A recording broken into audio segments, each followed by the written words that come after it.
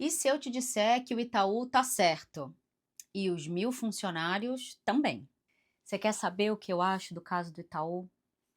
Tem certeza? Itaú monitora cliques de funcionários e demite cerca de 1.000 por produtividade no home office.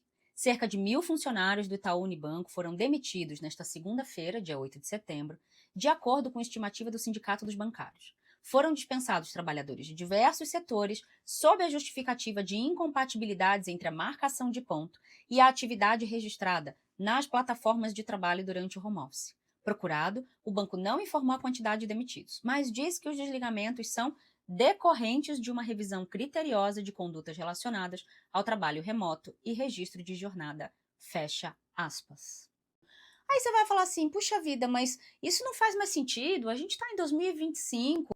Gente, pelo amor de Deus, um contrato de trabalho, ele, na maioria das vezes, não é só sobre o conhecimento que você tem e eu compro, ou ele não é em primeira instância sobre isso.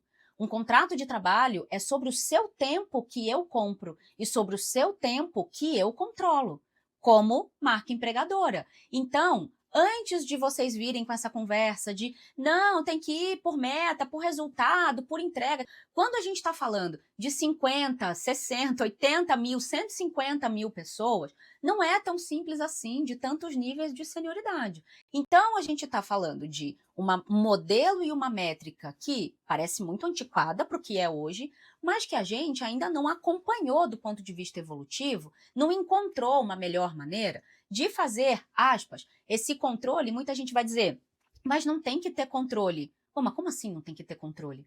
Como é que a gente vai administrar equipes, principalmente desse tamanho, sem métricas de controle? Ah, mas controla pelo resultado. Ah, mas e quando o resultado não vier?